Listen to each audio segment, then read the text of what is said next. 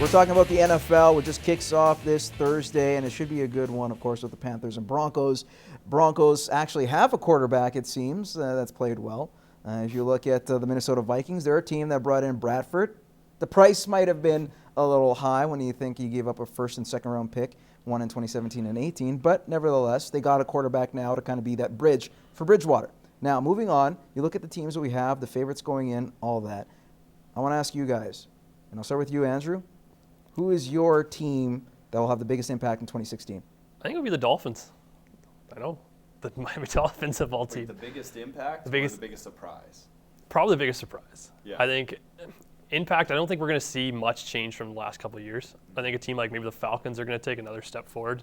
But I don't see we're going to see that one team out of nowhere just come out and all of a sudden surprise everybody. I still You don't see Jacksonville maybe becoming that team that might even squeak into the playoffs? Not yet. That's why I'd say a team like Miami. I find Miami's going to be that team who's finally solidified themselves as being the next level. They're not just that, in that division with the New England Patriots and just getting killed all the time. It's actually going to be competitive.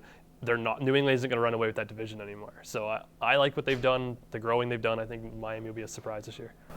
Yeah, for me, I kind of agree that I don't think the NFL is really a league where teams come from 20th and end up a Super Bowl champion the next year.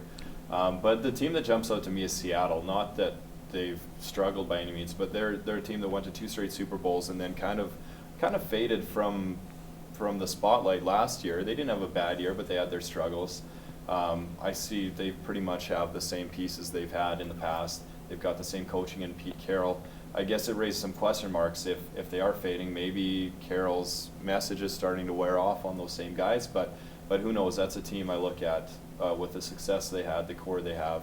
I think we're going to see them jump right back into prominence again this year. It's interesting you say that because the biggest thing was the slow start and then losing a guy like Cam Chancellor, who was really your quarterback on defense. Yeah. So when you lose a guy like him and a safety like him with his prowess, that has an impact.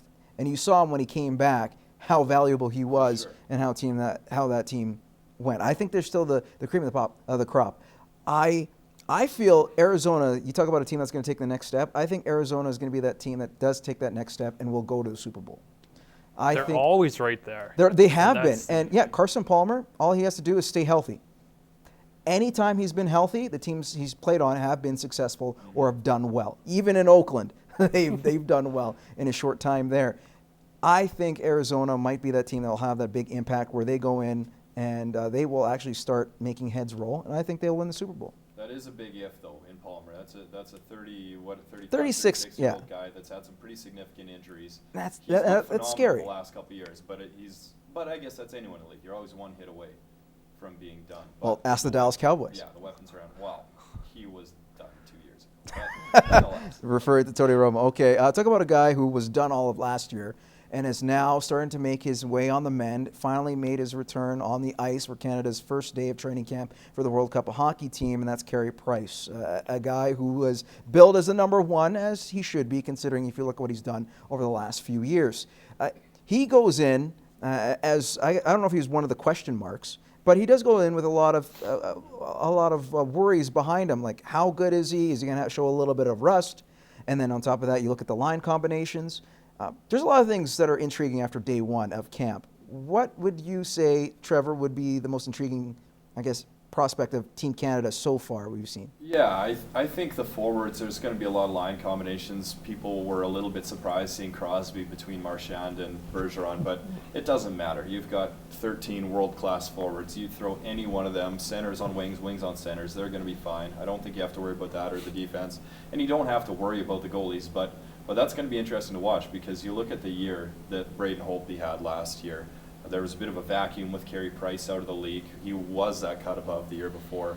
Braden Holtby was unbelievable last year on a great team in Washington, and they unfortunately ran into the Pittsburgh Penguins, who were just hot as could be, and nobody could beat them. You need Carey Price to show quickly that he is at that world-class level, or else it's going to be pretty controversial for Braden Holtby to not be the guy. Could we almost see we've always seen this in scenarios over the last couple years.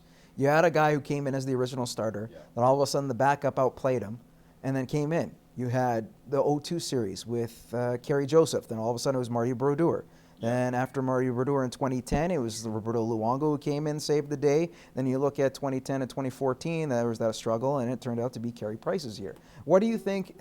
We can still talk about the goalies, but what do you think is going to be the most what a intriguing problem story? we have in Canada. We have too many good goalies. Like that's our problem. Like, do you play Carey Price or Braden Holtby? Like, it's a hard. Like you said, Crawford for that matter. no, it's the list goes probably. You could probably go down to fourth or fifth before you're getting some guys with like. We take your fifth goalie, we'll be happy with him being our starter. Yeah.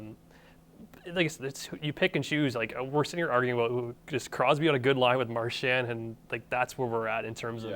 It's so hard to predict. Some of the ones, and well, like actually looking at it, putting Joe Thornton on the line with Giroux and Duchesne, it was to me was a little bit odd. You'd think you'd want to put him with the guys who are bona fide goal scorers, like a Tavares and a Stamkos, but Or on a line themselves. or on the line. Well, they are right now on the line, I think, centered by Getzlaf. Yeah. But you'd think you'd put maybe You a Thornton. swap Thornton with Getzlaf. Swap Thornton because Getzlaf seems more like the grinding type that would fit at Matt Duchesne / line. So, but yeah, it's. So it's a feeling out period. It's interesting to see how this will come out once we actually see the games themselves. And that's the most ridiculous thing about the World Cup is you can actually say a comment and suggest that Claude Giroux and Matt Duchesne aren't bona fide goal scorers just because Stamkos scored 60 once. Like, it's unbelievable.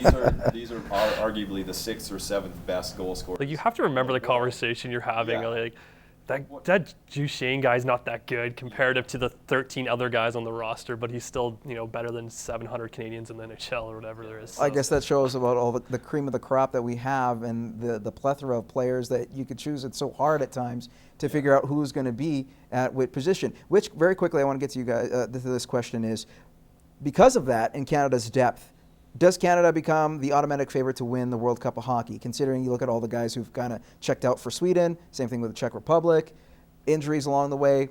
Is Canada the outright favorite? Yes. Yeah, easily.